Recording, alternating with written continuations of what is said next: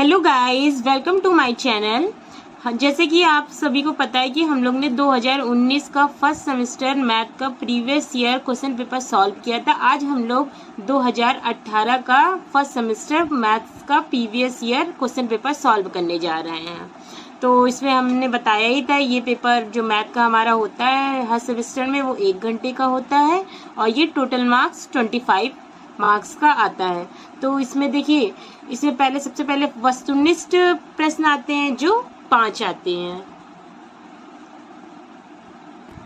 चलिए फिर स्टार्ट करते हैं। हमारा पहला क्वेश्चन है 80 और 19 के बीच में अभाज्य संख्या कौन सी होगी। तो हमने पढ़ा ही था अभाज्य संख्या क्या होंगी, जो सिर्फ खुद की टेबल से कटे और किसी नंबर से ना कटे। तो देखिए 80 से 90 के बीच कौन कौन सी संख्या आएगी, 81, 82, 83, 84, 85, 86, 87, 88, 89। तो देखिए इसमें तो 4 इवन नंबर हैं, 82, 84, 86, 88, यानी कि ये तो होंगी ही नहीं। तो 4 तो हमारे इवन नंबर ही होंगे। और 81 है जो 81 9 की टेबल में आता है, तो ये तो नहीं होगा। 83 है, 83 किसी की टेबल में आता है तो ये होगा। और 85 5 की टेबल में होता है तो ये भी नहीं होगा। 87 है, ये 3 की टेबल से कट जाएगा तो ये भी नहीं होगा। और 89 बचे, तो 83 और 89 हमारा राइट आंसर होगा। तो 7 नंबर देख लेते हैं। तो इसमें क्या है, 83 और 89, यही हमारा राइट आंसर होगा। हमारा सेकंड नंबर क्वेश्चन है 90 डिग्री के कोण को क्या कहते हैं। तो 90 डिग्री के कोण को समकोण कहते हैं। 90 डिग्री के कोण को क्या कहते हैं, समकोण कहते हैं। देखिए 90 डिग्री के कोण को तो समकोण कहते हैं, लेकिन 90 डिग्री से कम के कोण को बोलते हैं न्यून कोण। 90 डिग्री के कोण को कहते हैं समकोण। 90 डिग्री से बड़े तथा 180 डिग्री से छोटे कोण को क्या बोलते हैं, अधिक कोण। और 180 डिग्री के कोण को ऋजु या सरल कोण बोलते हैं। और 180 डिग्री से अधिक तथा 270 डिग्री से छोटे कोण को क्या बोलते हैं, वृहत या प्रतिवर्ती कोण।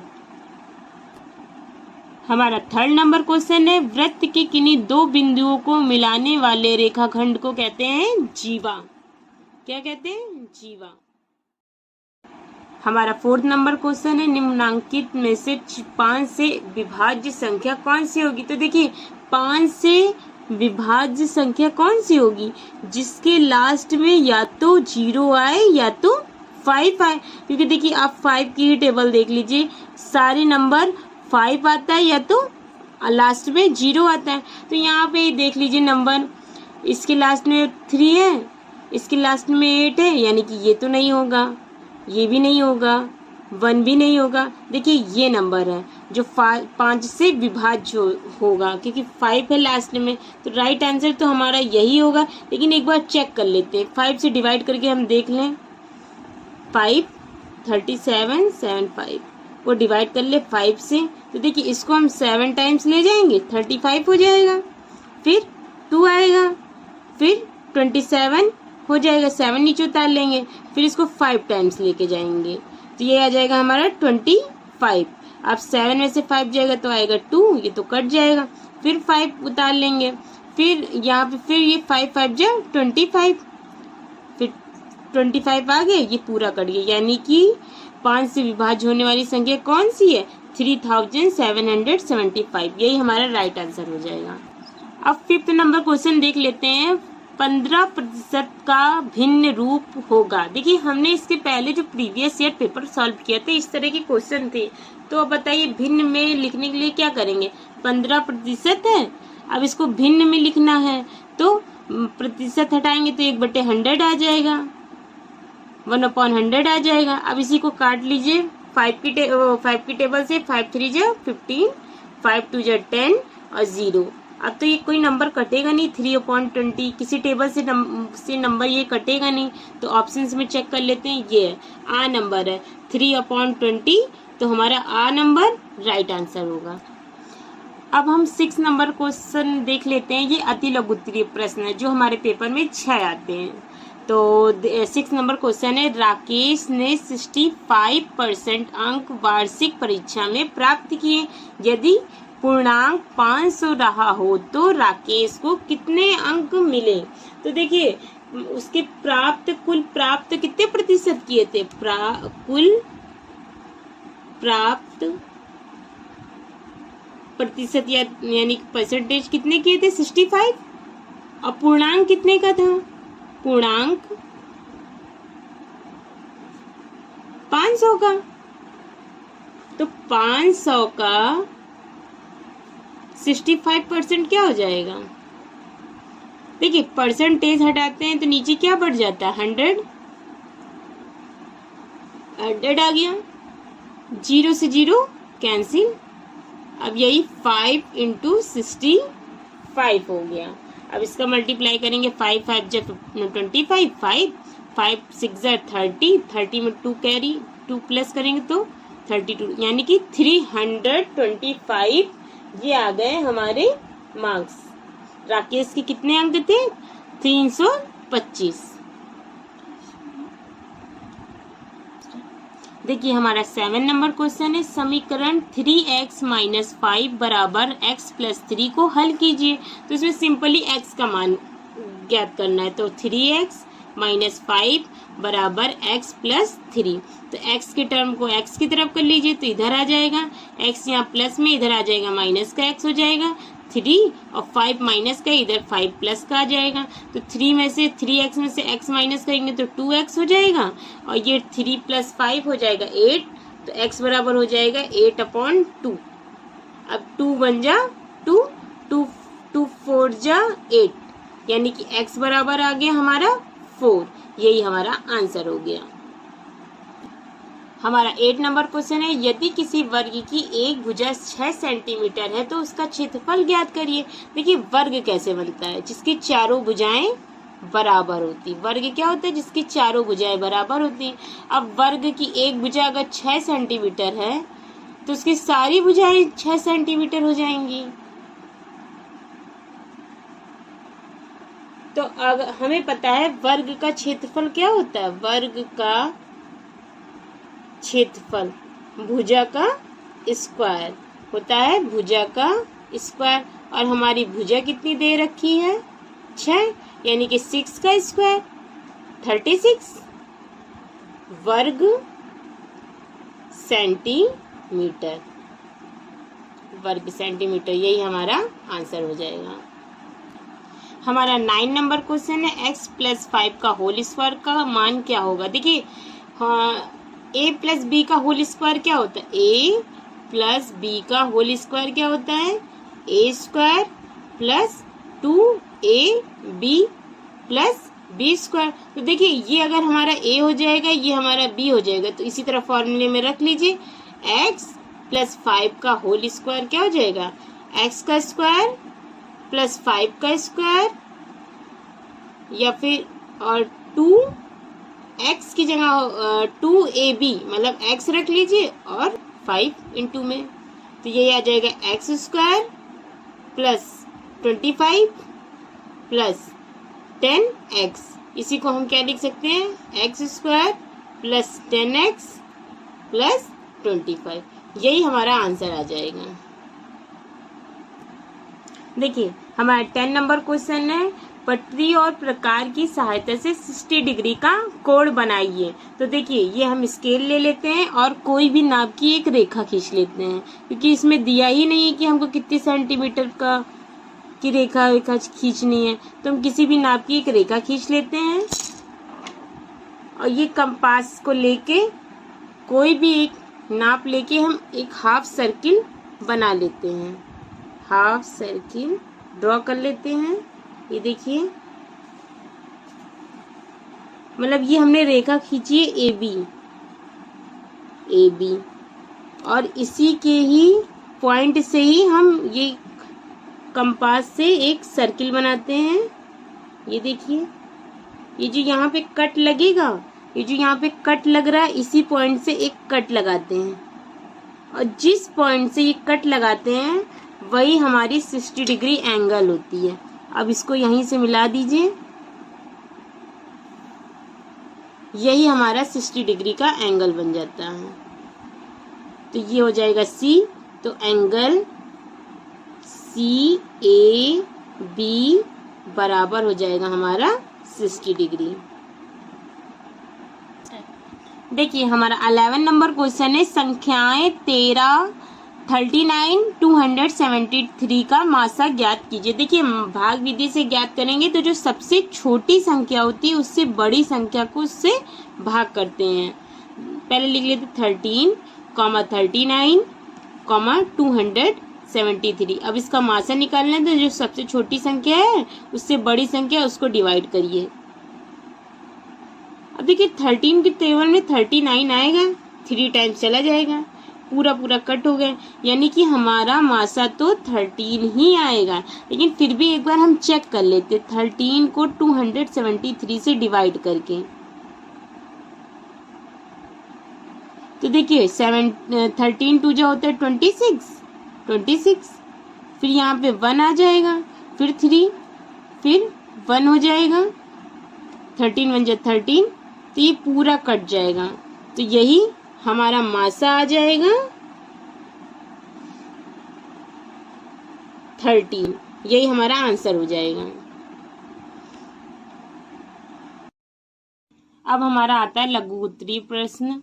देखिए 12 नंबर है, एक साइकिल रुपए 1800 में बेचने पर 10% की हानि हुई तो साइकिल का क्रय मूल्य क्या होगा। देखिए क्रय मूल्य हमें नहीं पता है, मतलब CP हमें नहीं पता है, तो हम उसको मान लेते हैं X। क्रय मूल्य बराबर हो जाएगा हमारा X, और विक्रय मूल्य तो हमारा दिया ही है, सेलिंग प्राइस। विक्रय मूल्य सेलिंग प्राइस हमारा दिया ही है, ये हमारा 1800, और हमें लॉस हो रहा, हानि हो रही कितने प्रतिशत की, 10% की। तो हमारा फॉर्मूला है हानि बराबर क्रय मूल्य यानी कि CP माइनस SP, और हानि प्रतिशत बराबर होता है, हानि परसेंटेज बराबर होता है CP यानी कि क्रय मूल्य माइनस SP यानी कि विक्रय मूल्य अपॉन में CP क्रय मूल्य इंटू 100। तो जो वैल्यू दी है उसे पुट कर लेते हैं। तो हमारा हानि प्रतिशत बराबर था क्रय मूल्य माइनस विक्रय मूल्य बटे में क्रय मूल्य गुणे 100। अब वैल्यू पुट कर देते थे कि हानि प्रतिशत में हमारा दिया है 10, बराबर हो जाएगा क्रय मूल्य हमें पता नहीं है माइनस विक्रय मूल्य हमारा 1800 दिया था, और बटे में क्रय मूल्य था वो हमारा X आ गया, और इंटू में 100 था। अब यही 100 नीचे अपॉन में आ जाएगा, 10/100 बराबर X माइनस 180, मतलब X माइनस 1800 बटे X। तो देखिए 0 से 0 कैंसिल, अब क्रॉस मल्टीप्लाई कर दीजिए तो हो जाएगा यहाँ X, और यही 10 इधर चला जाएगा तो 10X हो जाएगा माइनस, अब इसका मल्टीप्लाई इससे करेंगे तो 18,000 आ जाएगा हमारा। तो आप देखिए नंबर है X को X की तरफ कर लीजिए, नंबर को नंबर को तरफ कर लीजिए, इधर आ जाएगा तो हमारा 18,000 बराबर 10X माइनस X। तो 10X माइनस X हो जाएगा 9X, और इधर 18,000 है, यही X बराबर हो जाएगा हमारा 18,000 अपॉन में 9। तो 9 2 जा 18 होता है 2 और 0 0, यानी कि हमारा क्रय मूल्य क्या था 2000 था, और हमारा विक्रय मूल्य क्या है 1800। तो उसे कितने हानि हो रही थी, कितने रुपए की, 200 रुपए। 13 नंबर क्वेश्चन है, रुपए 500 का 3 वर्ष का 12% वार्षिक ब्याज की दर से साधारण ब्याज ज्ञात कीजिए। तो देखिए इसमें हमें साधारण ब्याज ज्ञात करना है। ये जो रुपए दिए ये हमारा मूलधन है, ये वर्ष है मतलब समय है, और ये दर है यानी कि रेट है। तो मूलधन बराबर हो जाएगा हमारा, मूलधन बराबर हमारा हो जाएगा 500 रुपए, और हमें वर्ष यानी कि समय कितना दिया गया है 3 वर्ष, और हमारा रेट यानी कि दर कितना दिया है 12%। तो हमारा फॉर्मूला होता है साधारण ब्याज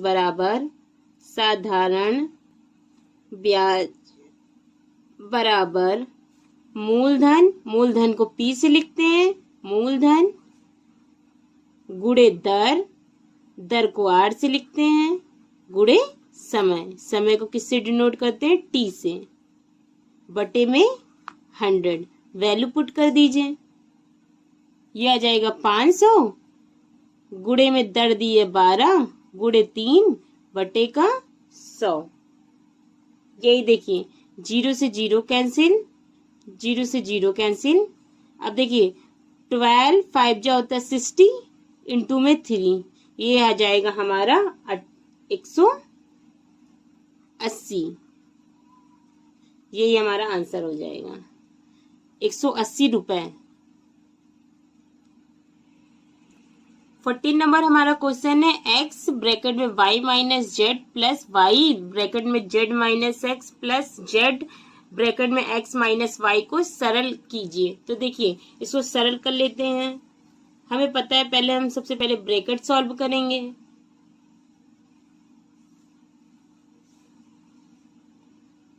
तो देखिए x का अगर मल्टीप्लाई y से करेंगे तो एक्स वाई हो जाएगा, और x का मल्टीप्लाई माइनस जेड से करेंगे तो माइनस एक्स जेड हो जाएगा, प्लस y का मल्टीप्लाई अगर z से करेंगे तो वाई जेड हो जाएगा, और y का मल्टीप्लाई माइनस एक्स से करेंगे माइनस एक्स वाई हो जाएगा, प्लस z का मल्टीप्लाई x से करेंगे तो एक्स जेड हो जाएगा, और z का मल्टीप्लाई माइनस y से करेंगे तो माइनस वाई जेड। अब देखिए कोई नंबर कट रहा है क्या? देखिए एक्स वाई यहाँ प्लस में, एक्स वाई यहाँ माइनस में है, दोनों कट जाएंगे। माइनस का एक्स जेड और यहाँ प्लस का एक्स जेड, ये भी कट जाएगा। प्लस का वाई जेड और माइनस का वाई जेड, ये भी कट जाएगा। तो सारे कट गए नंबर, तो आएगा 0 आंसर। हमारा आंसर क्या आ जाएगा? 0। हमारा 15 नंबर क्वेश्चन है, एक छात्रावास में 50 छात्रों के लिए 40 दिनों की भोजन सामग्री है। यदि छात्रावास में 30 छात्र और आ जाएं तो भोजन सामग्री कितने दिनों में समाप्त होगी? देखिए पहले था 50 छात्रों के लिए कितना 40 दिनों की भोजन सामग्री थी, और यदि छात्रावास में 30 छात्र और आ जाए, मतलब यानी कि 50 में 30 छात्र और आ जाएं तो कितने छात्र हो जाएंगे बाद में? 80 छात्र। तो भोजन सामग्री कितने दिन में समाप्त होगी? वैसे भी हमें पता है, अगर देखिए पहले कम छात्र थे तो 40 दिनों, मतलब 50 छात्र थे तो 40 दिनों की भोजन सामग्री थी। अगर 80 छात्र हो जाएंगे तो यानी कि कम दिनों की सामग्री होगी। तो छात्र एक तरफ लिख लीजिए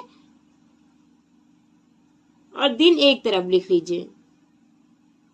तो देखिए पहले छात्र कितने थे? 50, और बाद में छात्र भोजन सामग्री कितने दिनों के लिए थी? 40 दिनों के लिए। बाद में 30 छात्र और जोड़ दिए गए तो ये छात्र हो गए 80। अब इसमें पूछा है कितने दिनों की भोजन की सामग्री कितने दिनों में समाप्त होगी, तो पता है ही नहीं, हम x मान लेते हैं। देखिए इसमें अगर छात्र ज्यादा हो जाएंगे तो भोजन सामग्री हमारी कम दिन चलेगी, तो ये एरो हमारा ऊपर की तरफ लगेगा। अब इसी एरो से 80 पहले लिख लेंगे, रेशियो 50/40, ये एरो नीचे ही लगेगा, रेशियो x। तो देखिए इसको अंदर अंदर गुणा कर लीजिए और बाहर बाहर गुणा कर लीजिए, तो 80x हो जाएगा हमारा 50 × 40। तो x बराबर हो जाएगा हमारा 50 × 40 अपॉन में 80। तो देखिए 0 से 0 कैंसिल हो गया, 4 1 जा 4, 4 2 जा 8, अब 2 1 जा 2, 2 1 जा 2, 2 जा 4 और 1 बचेगा 5। यानी कि हमारी जो भोजन सामग्री है वो कितने दिनों में समाप्त होगी? 25 दिनों में समाप्त होगी। जब 80 छात्र हो जाएंगे तो हमारी भोजन सामग्री 25 दिन में समाप्त।